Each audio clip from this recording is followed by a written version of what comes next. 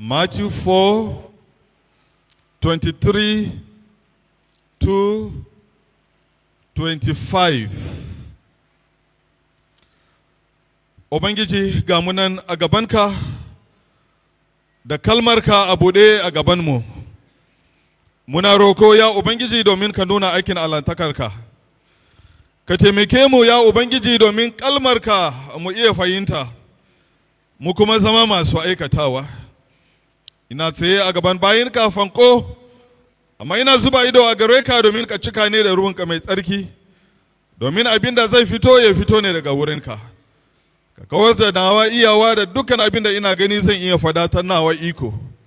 Amma ka yi magana saboda mu ji daga wurinka kai kare. Cikin sunan Yesu Kristi mai ceton mu.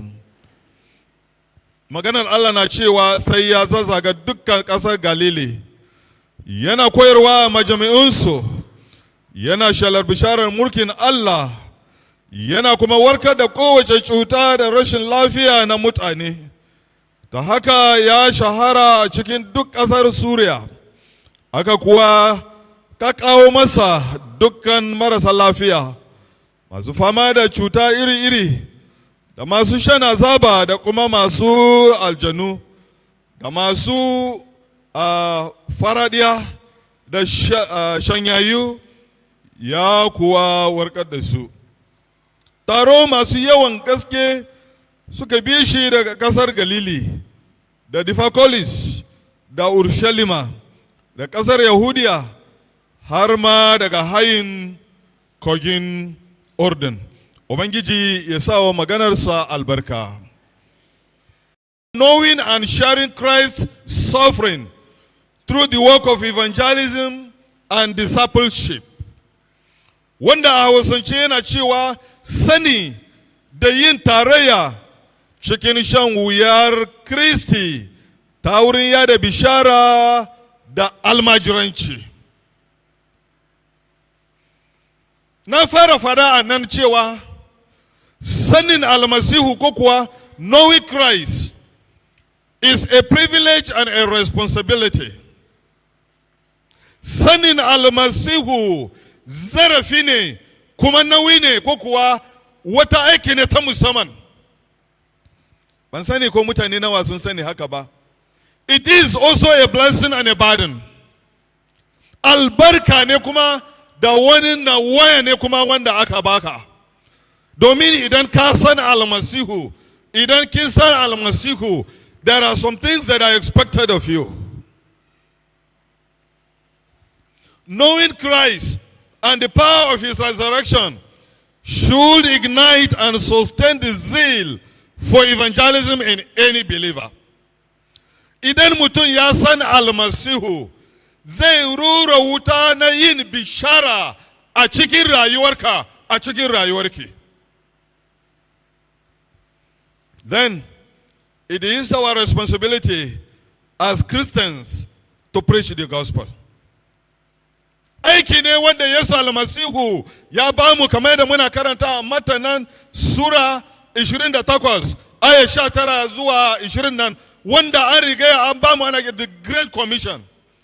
Kowane mai bi an baka aiki na shelar bisharar almasihu. That is the responsibility that you are given. Then, ina so mu sani, it is one thing to know and it is another to do the needful. Kawunsa sani ya yi tafiya daidai da aikatawa. Idan mutum ana ba mu certificate a makarantu saboda it is believed that akwai waɗansu abubuwan da mun sani fiye da waɗansu, ko baka ba? And that is why za a ce wannan yana da secondary school, wannan yana da diploma ko tana da diploma, har da sauransu. It is assumed, it is assumed that you have the knowledge. Amma idan kana da certificate ko kana da ilimi din, but you cannot put it into a practice, this knowledge is useless. Wannan abin da ka sani din baya da muhimmanci ba a gare ka, baya da wani aiki a gare ka ko a gare ki ba. It is useless. That is why it is said that it is one thing to know and it is another thing to apply it to your life. Za ka iya ce na san almasihu, na san almasihu, na san almasihu. Dole ne a gani muraran a cikin rayuwarka, a gani muraran a cikin rayuwarki. So, it is not enough to know Christ and not share the gospel. Suna tafiya tare. Bai zama bai kamalu ba, ka ce ka san almasihu, amma baka iya making effort domin ka gaya wa wani, ki gaya wa wata ko wani maganar almasihu wanda muna faɗa nan ba. Evangelism goes with knowledge of Christ. Because action goes with knowledge. Idan mutum yana yin abu, amma bai san menene ya kamata ya yi din ba, shi ma damuwa ne. Shi ma damuwa ne. Dole ne da farko ka san menene za ka yi, kaminar ka yi wancan abin. Amma idan kana so ka yi abu, amma baka, you have the zeal, you want to do this thing, but you don't know that thing. Shi ma wani damuwa ne. And that is why they have to go together. So, the evidence of knowing Christ is sharing the gospel. That is evangelism. Abinda zai nuna ka san almasihu, kin san almasihu, shine kana shela bishara din nan, kana shela bishara din nan. The day you receive Christ, the day you said you are now a Christian, marks your commission to win souls for Christ. Randa ka karbi Yesu almasihu, package da kake bukata domin ka yi wannan wazi, domin ka ribato mutane zuwa ga garke, an rigaya an baka. An rigaya an baki. Wannan ya zama da sauki ne. This is possible because you now understand the concept of Christ's suffering. Wannan ya zama da sauki domin menene a yayin da ka karbi Yesu almasihu, a yayin da ki karbi Yesu almasihu, ya zama ubangiji da mai cetonka, ka fahimci wahalar da Kristi ya yi kenan. Mark chapter 10 verse 45. Wannan shine muka duba fahimci wahalar Kristi. Fahimta wahala na Kristi. Dole ne wanda ya gane da wahalan almasihu shine zai iya yin wannan wazi. Shine wanda zai iya nuna maganar nan ga waɗanda ba su sani ba. An nuna mana wannan wuri cewa makasudin zuwa Yesu almasihu, manufa zuwa Yesu almasihu is not to be served but to serve. Ya zo ne ba domin a yi masa hidima ba, amma ya yi hidima. He suffered in the course of carrying out the mission. Wannan shine abin da Yesu almasihu ya yi. Ya sha wahala a lokacin da yana kokari domin ya aikata abin da ya sa Allah ya turo shi ya yi a wannan duniya. Bari yi maka tambaya. Shin, do you know your mission as a Christian? Do you know why God created you? Ka sani dalilin da ya sa waɗansu sun mutu ba su da rai yau, kamar yadda na faɗa nan, idan mutum ya mutu sai mu ce aikin shi ya ƙare, aikin ta ya ƙare. Amma waɗansu ba dama ba su yi aiki ba fa. Waɗansu ba su yi aiki ba. Amma ko mun ki, ko ban mu yi aikin nan ba, ko mun yi, lokaci zai zo wanda za mu bar wannan duniya, za mu ansa a gaban Ubangiji. I want to remind you, because you have the life and you have the strength today. What are you doing with this, your life? The first reason, the number one reason that God created you and you are now a Christian is to win souls for Him. Karibato rayuka zuwa gare shi, and every other things will follow. There are a lot of things that maybe you accomplish here on the face of this earth. But those ones are secondary. Ina so ka sani, ina so ki sani, dukkan inda Allah ya aje ka, Allah ya aje ki, dukkan abin da Allah ya baka, ya aje ka a wancan wuri, saboda akwai wanda bai ji magana nan ba yana so ka yi gaya mashi ki gaya mata wancan maganar Ubangiji. Idan mun iya gane Yesu, kamar da na faɗi, Yesu almasihu ya sha wahala a yayin da ya zo domin ya aikata wannan nufin ubansa wanda ya aike shi, wanda ya nuna idan za ka yi nufin Allah, idan za ka aikata nufin Allah wanda ya kawo ka a wannan duniya, dole ne kai ma ka sha wahala. Some people will say it's not my portion, but whether we like it, if you must do the will of the Father, you must suffer in the course of carrying this out. And by the time you understood, lokacin da ka gane wahalar almasihu nan, ka fahimci wahalar nan, it is then that you'll be able to preach an effective evangelism. You'll be the one to carry out the effective evangelism. Lokacin ne za ka iya yin wa'azi, za ka iya yin bishara mai inganci. John 15:16. It is at that time that you produce fruit that will last. A wancan lokaci ne, kamar yadda Yesu yana faɗa a nan, za ka ba da ‘ya'ya wanda za su dawama, ‘ya'yan ruhaniya kenan fa. Fruit that will last. And a cikin John 15:16 din na B, mun gane that one of the conditions for answered prayer is evangelism.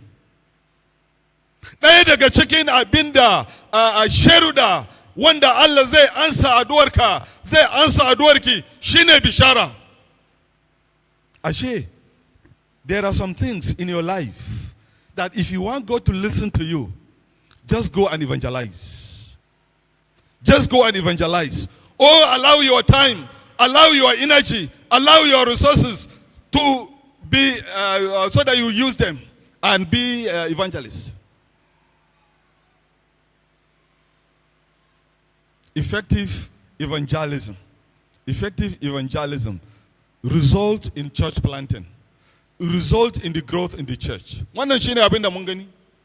Idan an yi bishara mai inganci, idan an yi bishara wanda yana da kyau, abin da zai haifar shine za a kafa ikkilisiya, za a kafa ikkilisiya, ikkilisiya nan kuma za ta girma.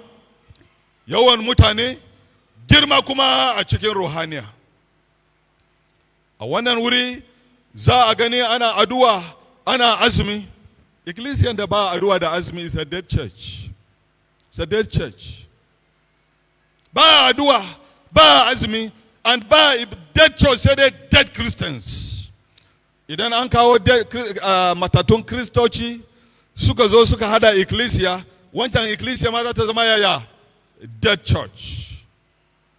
If in your private life you don't fast and pray, in fact, na iya gane yawanci mako wanda muna sa week of prayer and fasting shine also mu yawanci yana tashiwa. Hello? Yawanci makon da aka sa za a yi prayer and fasting shine yawanci ulcers suna tashiwa. Dan kaga mutum yana ai ulcer na waɗannan ba zai bar ni ba. Ya, ban gaskiyarka ne. Ban gaskiyarki ne. And ba za mu ce ka yi ko ka yi ba because it is your faith. Amma me yasa za ka iya waɗansu abubuwa in mata kama ko a wurin aiki za a iya zauna a kai wani wuri, amma sai lokacin da an ce bari a yi prayer and fasting da sauran jama'a shine wancan hausa zai tashi. Allah ya taimake mu. Allah ya taimake mu. An nuna mana cewa ba za mu iya yin wannan ba tare da mun yi aiki tare da juna ba. Teamwork and partnership. After praying and fasting, we must value one another. We must value each other. Dole ne ka gane, ki gane cewa ba za ka iya yi wannan aiki kai kadai ba, ba za ki iya yi wannan aiki kai kadai ba. We must come together as a church and work together. Shin baba da mama ku gane, one reason that God brought you together is to evangelize. Dalilin da yasa Allah ya kawo ku tare a zaman mace da miji shine ku ribato rayuka zuwa gare shi. Waɗansu za su yi rayuwa na mace da miji a cikin wannan duniya, Allah zai ba ku yara da yawa da sauran albarku da sauran abubuwa, amma idan an tambaya a zaman ku tare nan yara nawa na ruhaniya wanda kuka samu ta wurin zaman ku tare, to za a samu damuwa. In fact, there are some couples that succeeded in chasing people out of the church. Ta wurin yadda suna rayuwa mace da miji sun sa mutane ma ba sa iya rayuwa a cikin ecclesia domin ba sa rayuwa mai kyau ba. Ina so mu sani, your life and your husband, rayuwarki da mai gidanki, rayuwarka da matarka har da iyalinku, a wancan wurin ne za ku fara kafa evangelism team kamar nan ya zo ecclesia. Ku kungiya ne na bishara wanda Allah ya shirya ta wurinku. Domin menene? Idan muna son mu samu ecclesia wanda tana shelar bishara, dole sai dai akwai membobi masu shelar bishara. Domin ai ecclesia din membobi ne. The quality of the evangelism of the church will be determined by the couples, will be determined by the members.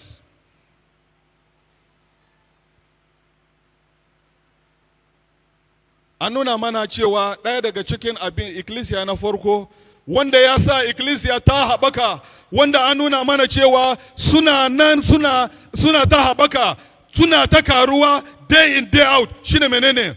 Kulawa da juna da kuma yadda suke ba ma juna abubuwan da suke da shi. Caring. They have been caring and sharing. Suna kula da juna. Ba a wannan zamani wanda kowa yana take gobaran bera ba.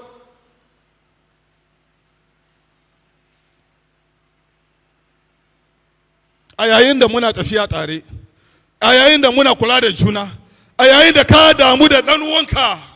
In fact, a zamanin mu ne yanzu wanda muna kiran kanmu dukkan mu Krista, wanda mu yayan mutum guda ne, mu yayan Allah ne uban mu, wato mu ba za mu iya boye abu ma juna ba. Zaka ga mutum anan wannan ya sati dai bai ma fita a gida ba ma, ba za ka sani ba don baka damu da harkarsa ba, ba ku damu da harkar juna ba. Balle ma zai iya kasance wannan ya yi sati guda, ya kai wani lokaci ba su ci abinci ba, kai ba za ka iya sani ba, saboda ba ku iya kula da juna ba. Idan za mu sake restoring wannan a cikin rayuwarmu na bishara, za mu ga ecclesia za ta haɓaka. Shi yasa muka yi maganan follow up a wancan rana. Ba yanda za ka yi wazi mai kyau, ba yanda za ka iya zama mai bishara, ka yi mutum bishara, ba ka yi follow up, ba ka yi bibiya ba. Wanda mun ce bibiya yana da muhimmanci sosai. And this is what will sustain the church. Follow up. Caring for your brother, caring for your sister. Waɗansu mu anan yanzu muna cikin church. You have not seen your neighbor. Maybe wani ko colleague, you have not seen him or her.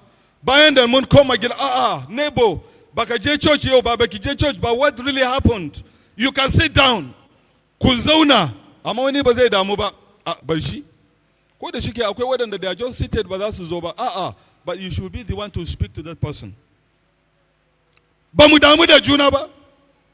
It's part of our follow up. Domin shine abinda Ubangiji ya ba mu yi. Ɗaya daga cikin abinda an nuna mana that will sustain evangelism is prayer. Addu'a shine ɗaya daga cikin abin da zai sa bishara ta haɓaka. A yayin da mun follow up, dole ne mu zama masu addu'a, domin menene? Akwai kalubale da yawa. Wa'azi da aka yi na da na yanzu, lokacin su Kalkum, they faced a peculiar problem. A wannan zamani mu kuma muna da wata peculiar problem kuma. Akwai yanayin tsaro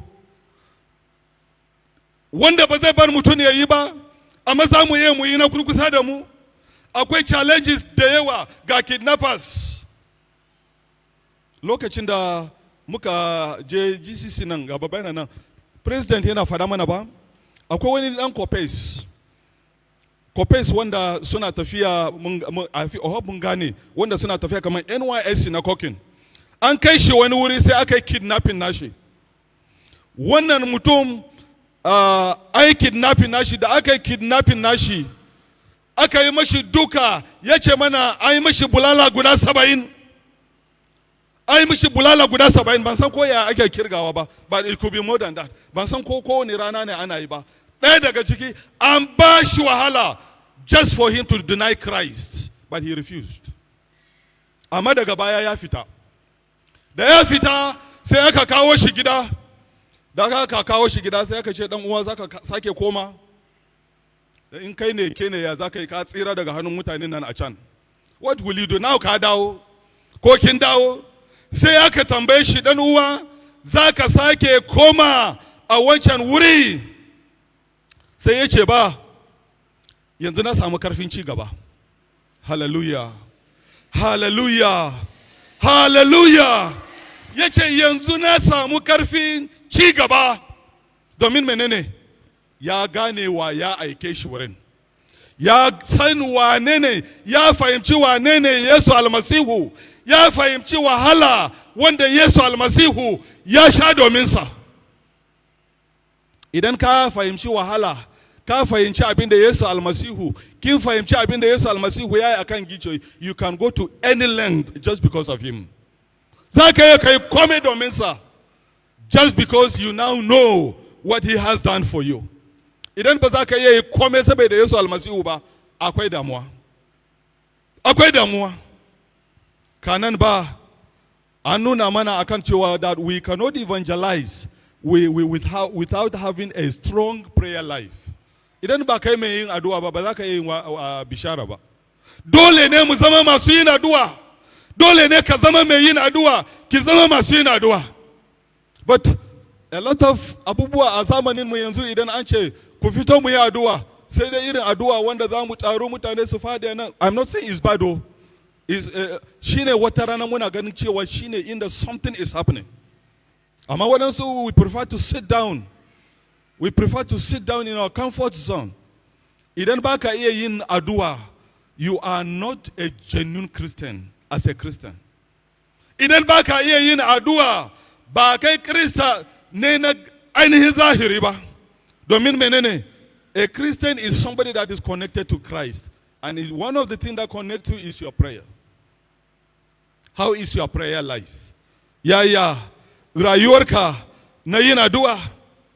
A cikin teaching manual namu game da addu'a, an kawo mana rayuwar George Whitefield, wanda an ce this man single-handedly caused a great impact in America, in England, in Germany. And that great impact was that the Great Awakening. Ya yi abubuwa wanda ya tada mutane daga bacci, ya tada mutane daga tsimi. And the result or the secret is because he prayed and fasted. Ya yi addu'a kuma ya yi azumi a kowane lokaci, an ce regularly. And ɗaya daga cikin abin da ya yi kuma, he attended public worship twice in a day. Hallelujah. Hallelujah. Twice in a day, ba Sunday ɗaya ba fa. Twice in a day. Monday zai je sau biyu su haɗu da jama'a. Tuesday zai je sau biyu. To, wani lokaci a Sunday din ma yanzu in an ce mun tashi a church, waɗansu mu muna nan kusa, mu sake dawo domin mu yi zumunta da juna. Waɗansu da a'a, mu riga mun gama. Na Sunday din ma yayi ne. Waɗansu suna kwanci a gidajensu yanzu ba su ga muhimmanci na dawo a yin zumunta da juna ba. And shine aka faɗa mana, apart from prayers, dole ne kuma mu zama masu bi, mu zama muna zumunci da masu bi mai inganci. That is effective fellowship of believers. By the time we begin to ignore our fellowship together, that means we are ignoring that power that has been given unto us to evangelize. Technology has made many people not to have this fellowship. Waɗansu yanzu haka din nan za su ce, ina gida, in bai ko ne ma zan tura musu ta account. Wa'azi din ma ina ji, wakan zumuntan mata da na kwaya gashi ina ga, to me yasa za a ce ban zo church ba? Ai na zo church ko ba haka ba? This is how they can defend it. But littafi mai tsarki ya nuna mana cewa kada mu fasa tattaro mu da juna. We must value our meeting together as brothers and sisters. But sani ba, if you miss a Sunday or any fellowship, idan ka rasa wani taro ya kake ji a zuciyarka. If you feel comfortable, that means something is wrong. You still feel comfortable, something is wrong. Something is wrong. And by the time you do that, it is then that you also have a discipleship that is effective. Bayan da mutum zai iya samun almajiranci wanda yana da inganci ba a mayaki waɗannan abubuwa gaba ɗaya ba. Ecclesia tana magana almajiranci. Waɗansu yanzu they have not been coming. Waɗansu they think they know. Amma fa at one stage, there are some people that are Christians that if you can only ask them, who is God? Ba abin da ana koyar class na baptism ba? Amma if you ask him who is God, or if you ask her who is God, za mu ga ansoshi daban-daban. There is need for us to come together in order to learn so that day in, day out will be more like Jesus. That is what it means to be a disciple. Kowane rana muradinka shine ka zama almajiri. Kamar yadda muna gani almajirai, zaka ga kowane lokaci they want to learn from their teacher. And that is what we are doing. But waɗansu they don't see the reason why they will be like the teacher. And that will show in their life. And all that I've been saying is that knowing and sharing Christ's suffering through the work of evangelism and discipleship is a divine mandate. This is what God has given every Christian. Then I want you to know that whatever God has given you, ko Allah ya baka kudi ne, ko Allah ya baka karfi ne, ko Allah ya baka wani ilimi ta musamman ne, whatever God has given you in the church, Allah ya baka ne domin ka ribito rayuka da shi. Da farko, ka ribito rayuka da shi. It's not your own. Wannan shine impression da zaka samu. If you are truly born again, zaka sani akan cewa dukkan abin da kana da shi almasihu ne yayi. Idan ma ilimi ne zaka gane mutane da yawa ba su ilimi ba, amma Allah ya baka saboda dalili. Idan ma kudi ne haka, you will use it to win souls. Whatever God has given you, God has given you to win souls for Him. It is for a purpose. Akwai dalili. Ma mutane da yawa ba su san da wannan ba. Ina so in yi wannan tambaya.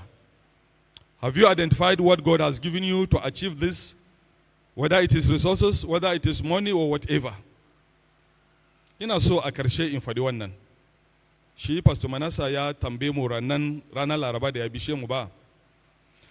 If all that you have been doing because of evangelism, dukkan abun da kana yi musamman bayaswa, da kana yi saboda baiko, saboda wani ya samu rai na har abada, bayan da ka koma a wurin Yesu za a ce to ga akwatinka wanda ka tara, this is your account, ka bude ka gani nawa ka tara.